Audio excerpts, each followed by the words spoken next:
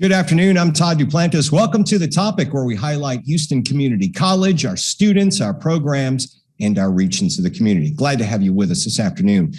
Today, we're going to be talking about our interpretation program here at HCC. Before we get to that, I want to remind you, thank you for watching us on Facebook and YouTube. You can also catch our show on HCC TV. Check your cable provider for the listing. And make sure you follow us in social media. Look for The Topic under Houston Community College District.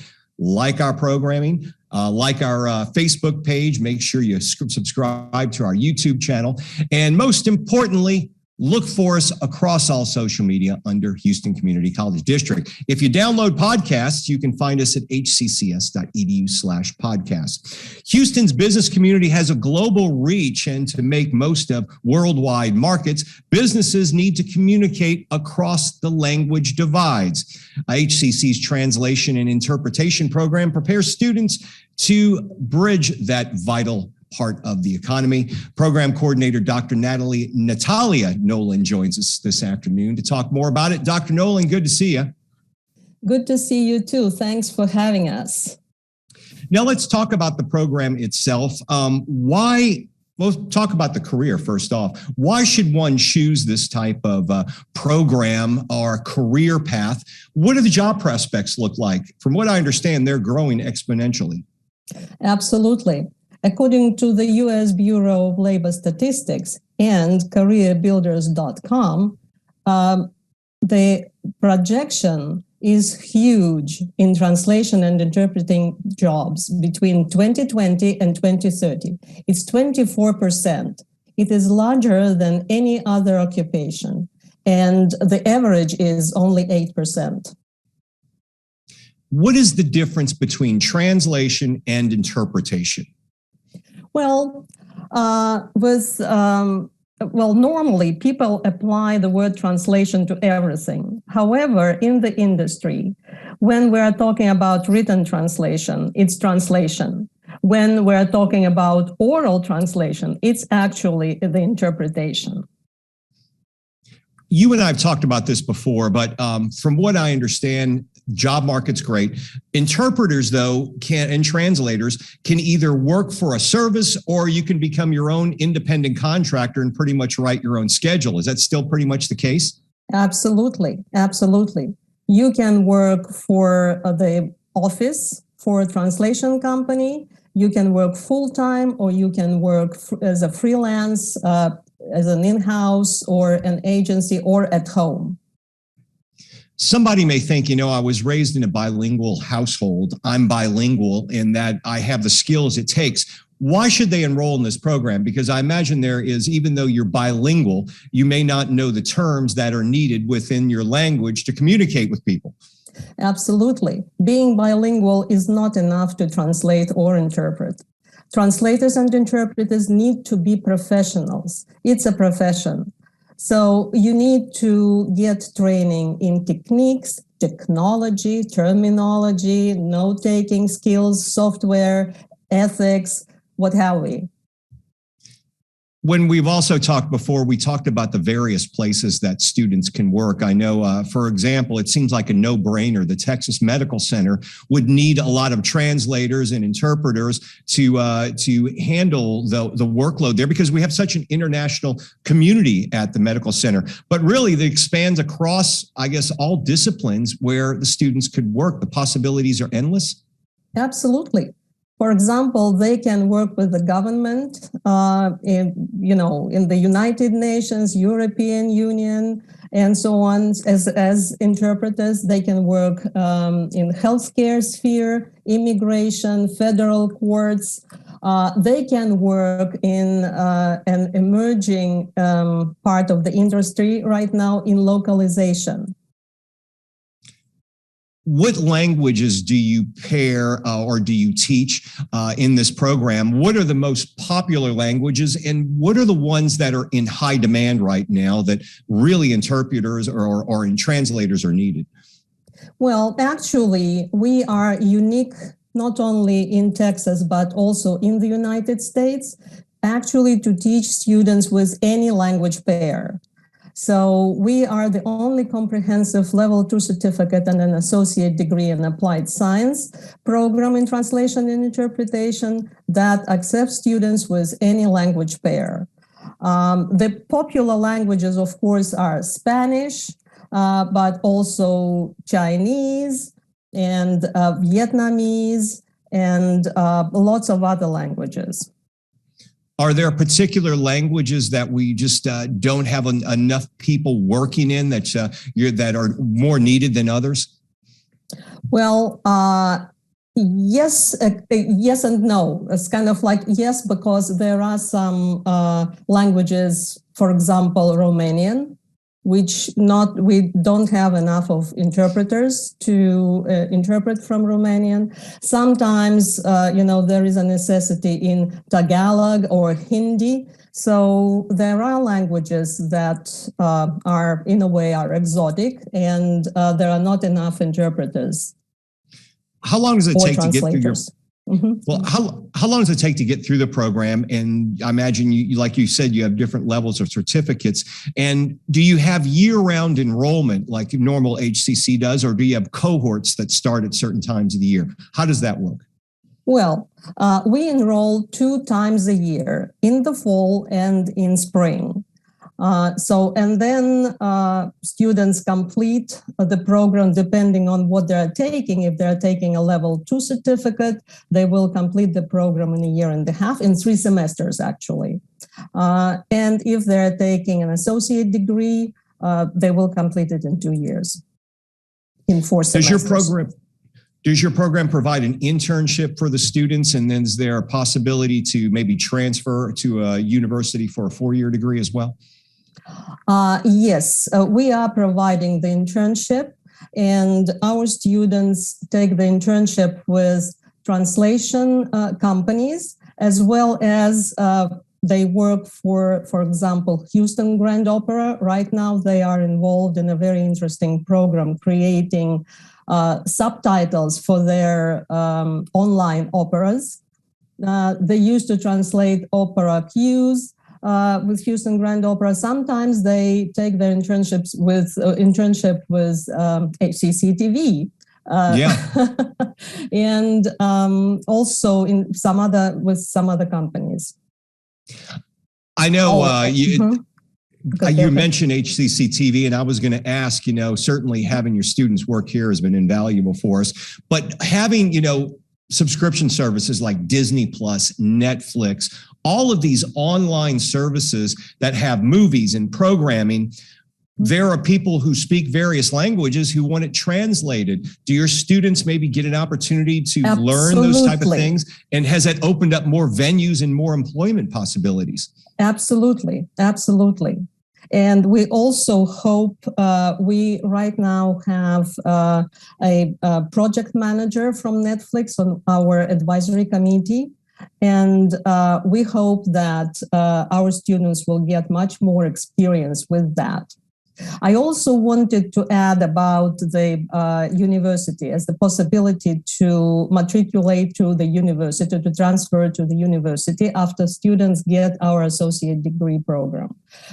We are now finalizing the partnership agreement with the University of Massachusetts Amherst, and they have a bachelor degree in interdisciplinary studies with concentration in translation and interpretation. And they are also unique to this country because they also accept students with any language pair. So our students have a wonderful opportunity to transfer to that university. And the program, this bachelor degree, can be also taken 100% online. Dr. Natalia Noland, always good to see you. Thanks for being here with us this afternoon. We're going to take a short break. When we come back, we'll get the perspectives from one of our instructors and a business owner who has hired several of our students. The topic returns in 60 seconds. We'll see you shortly.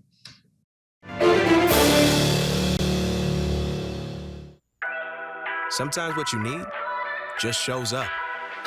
Houston Community College has your back, whether you're knocking out some basics or upping your game for a better job.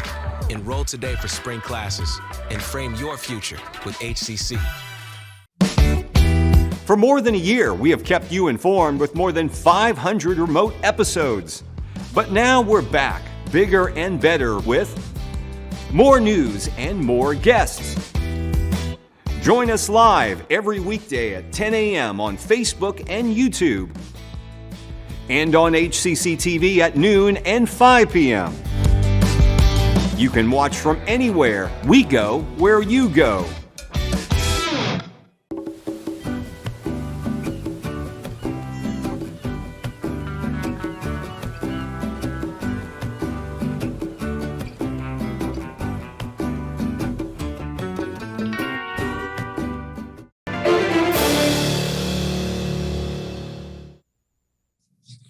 Welcome back to The Topic. We're here every Tuesday afternoon on HCC's social media. You can also catch us on HCC TV.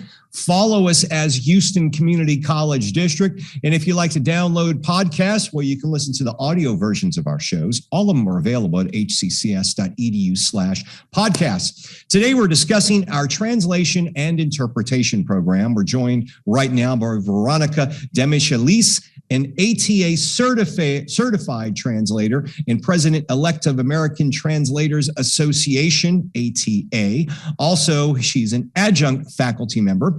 And we also have Ludmila Golovine, CEO and president of MasterWord. Thank you both for being here this afternoon. I'm going to start on the HCC side. And let me ask you, Veronica, what courses do you teach in translation and interpretation? Maybe you can talk about the courses that an entry-level student would take first. Thank you, Todd. I currently teach 3 courses in the program: Intercultural Communication, Introduction to Medical Interpreting, and Localization and Audiovisual Translation. The Intercultural Communications course focuses on developing cultural awareness, understanding your own cultural identity, and the importance of being culturally sensitive when interacting with people coming from various cultures. That's an extremely important skill for translators and interpreters. And my second course focuses on interpreting in medical settings when the interpreter works with patients and healthcare providers. And finally, the third course I teach focuses on translation and cultural adaptation of web-based, software-based, and audiovisual content. You kind of touched on what I was talking with Dr. Noland about earlier. A lot of people may say, well, I'm bilingual. I was raised in a bilingual household, but you talked about, being culturally sensitive, even to your own culture, and things like knowing the medical terms. Mm-hmm. Those are courses that you may grow up listening to mom and dad speak a certain language. You may think you know it, but you're not going to know all the terms you're going to need if you're going to go work in the Texas Medical Center. Absolutely, yes. I mean, I come from Russia myself, and I'm a native Russian, and I am bilingual, but that doesn't automatically make me a translator or an interpreter. I had to complete a training program myself because there are so many skills you need to learn to be a good provider in that setting, whether you're providing interpreting or translation services. There's issues like confidentiality to keep in mind, impartiality, knowing the correct interpreting mode or specific translation techniques that will help you serve your clients better.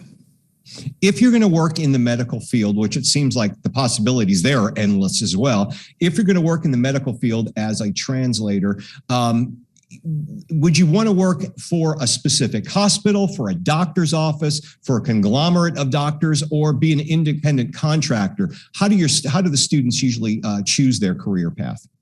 It's entirely up to them and their goals, their availability. They can choose to work as independent contractors and set their own schedule, work as freelancers so that they can, for example, combine their family duties or other responsibilities they might have, or maybe they just value being a freelancer and making up their own schedule. They can work in that capacity for hospitals or medical centers, which we have plenty of here in Houston. They can also work as remote interpreters, interpreting over the phone or over video for providers such as big hospitals or interpreting agencies anywhere in the United States or worldwide. They can also apply for full-time staff interpreter positions at healthcare institutions anywhere in Texas or in any other state in the United States. I want to bring Ms. Golovine into the conversation. Let's talk about, you've worked, apparently hired some HCC students. How has that worked out for you? And what exactly are you using the students for when they're employed by MasterWord? Well, actually, the program is our first call when we have a job opening.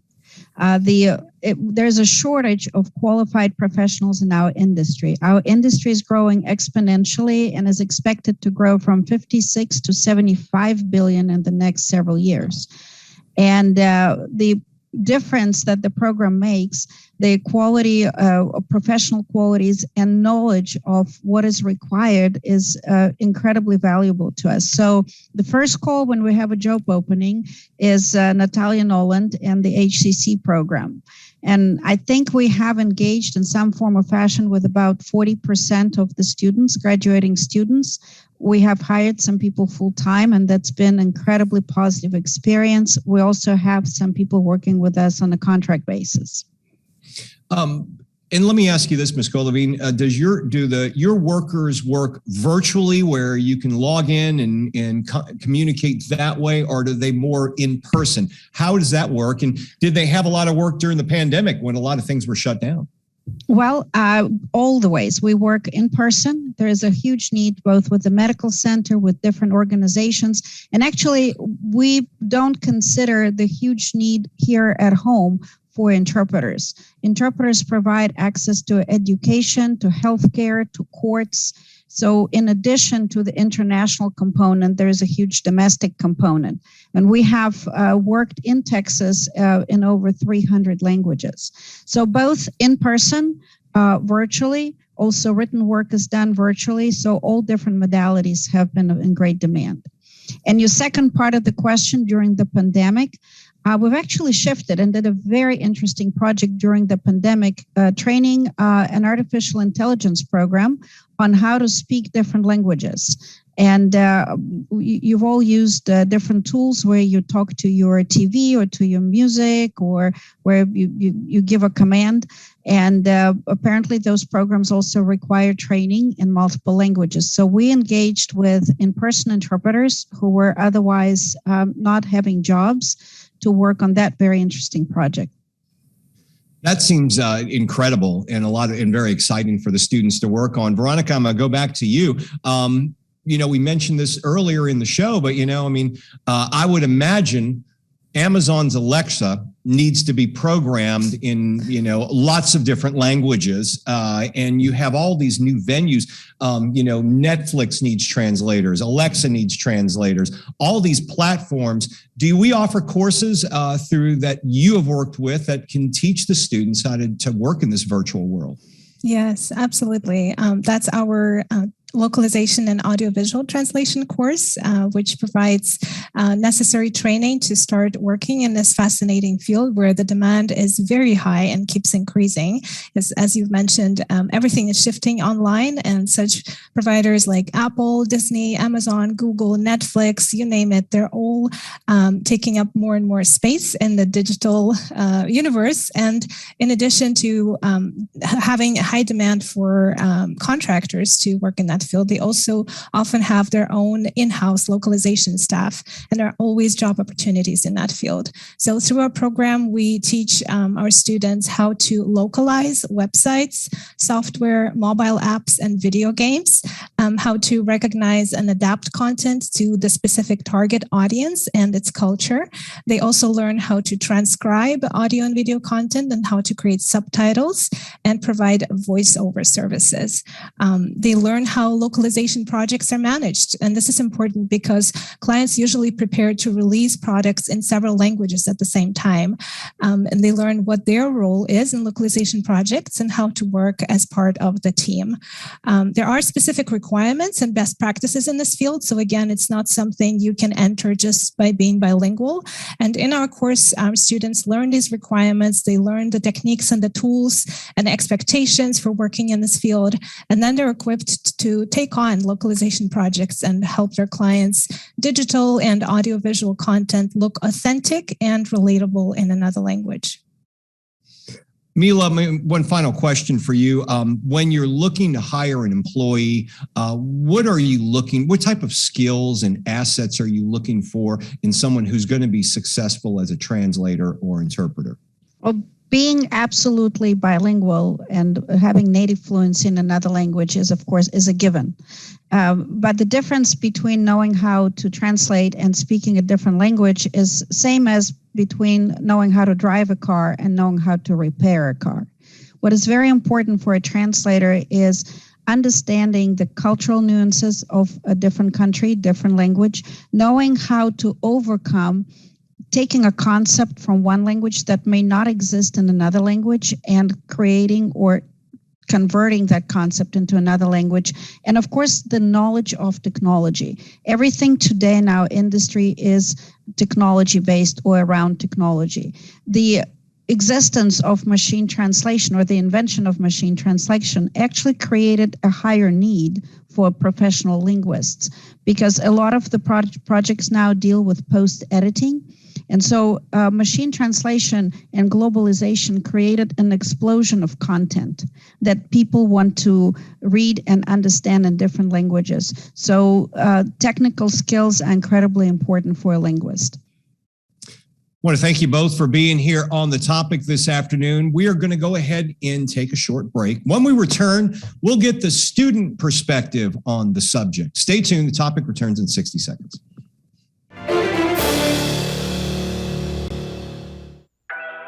Sometimes what you need just shows up. Houston Community College has your back, whether you're knocking out some basics or upping your game for a better job. Enroll today for spring classes and frame your future with HCC. Things could be stranger, but I don't know how. I'm going through changes, through all of the strangeness. I'm going through changes now.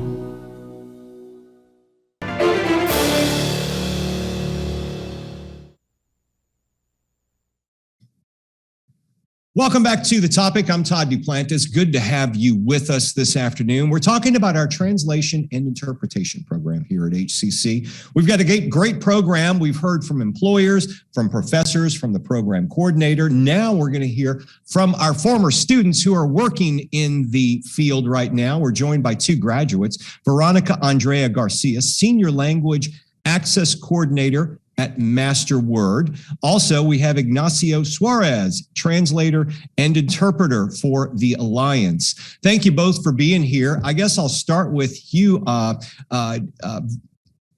Let's start with you, with Veronica. Andrea, sorry about that. Veronica, why don't you tell me how you first heard about the program with HCC and what was your impression of it going in and getting out? Sure. Firstly, thank you for having me. I'm very excited to be here. I knew that I've always known that I've wanted to do something in language. I am bilingual. I speak Spanish, but as we have discussed, translation and interpretation is not as easy as just being bilingual. There has to be a development behind it. There's always a ever-growing list of terminology that interpreters have to be updated with. So I knew that I wanted to help become a facilitator of communication between cultures. So it was as simple as looking up a program for translation and interpretation. And the first thing that came up was HCC. And after going through the website, I decided that it would be just the right fit for me. What is your area of specialty? Are you into the medical terminology, or is there a certain area that you like to work with or tend to work with more? Yeah, for sure. I prefer medical field.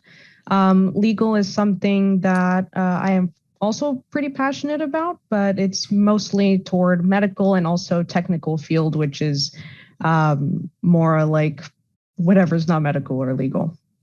Right. Ignacio, I want to bring you into the conversation. First off, how long were you in HCC's program? How long did it take you to get through it before you went into the field and started working? Yes, thank you, Todd, for inviting me. So I was in the program for, like Dr. Noland explained, when I first started in the program, they were offering the certificate for a year and a half. But then as the program changed and they had permitted to have an associate's degree, then I took the associate's degree and I was there for the 2 years required for the associate. And I'm sorry, what was your second question to that? Well, let me ask you, you're working for the Alliance. Tell us a bit about your job now and what's your specialty for in translation and interpretation. Yes. So for the Alliance, I remember what you asked previously. So after I graduated, it took me a few weeks to actually acquire this job. The Alliance is an agency that assists refugees to settle down here in the United States. Therefore, we have the chance to translate a few documents for immigration. Not only that, but we also inform the public of certain programs, services. There's times where children, they have to be evaluated in school. So their evaluations have to be translated. And that's where we step in and we translate those evaluations for the parents. You know, one thing that kind of strikes me with both of you is even though you're making a living at what you're doing, you're also doing something both of you had mentioned that feels like you're giving back in a way. Veronica and certainly you with Ignacio. I'm going to go back to Veronica. Is that something that was important to you as well? Because it seems to me, if I'm in another country, I don't speak the language and my loved one's trying to get an operation or is being treated for cancer, and I can't understand what people are telling me. You're a vital piece of their world that really needs to provide vital information to them. Do you get that connection with people you work with? Yes, absolutely. Especially when I was doing my internship with MasterWord. I did interpret English and Spanish for Texas Children's Hospital. I would interpret appointments for expecting mothers. And I personally think there's no more satisfying feeling in the world than being that facilitator of communication, as I mentioned, and being that bridge not only between languages, but cultures as well. And Ignacio, it sounds you're kind of on the same boat there as well, working with immigrants who are desperate to navigate through the immigration process. They need to get the right information translated accurately for them. That is correct. So in my case, yes. So it is very important to translate these documents because it does make a difference if the document is translated correctly. They have immigration officials looking at these documents. And if there's, for instance, I have translated sometimes testimonies of people when they bring like letters from other countries to certify that what they were going through, they need asylum for that. And so it's very important to translate the documents correctly, because that does make a difference when the immigration agent is looking at them. So it is satisfied to know that I play a small role in these people's lives to settle down here in the U.S. A small but vital and important role, in what they need. We've got about 30 seconds left. Veronica, real quickly, if someone's looking to get into this program, what would be your words maybe of encouragement? Oh, for sure. I think just use the skills that you already have. A lot of people don't think that being bilingual would matter in anything. But honestly, here in Houston, especially if you speak Spanish, Vietnamese, Chinese, whatever, you would be very important and you would play a very important roles in hospitals, courthouses, other countries and other states you can travel to and interpret for. There's always going to be a job for you. Thank you both for being here on the topic and letting folks know about HCC's interpretation and translation program. If you're interested in the program, we'll have some links in our social media post after the show. Right now, we're going to wrap up this week's show. We'll see you next Tuesday right here on the topic.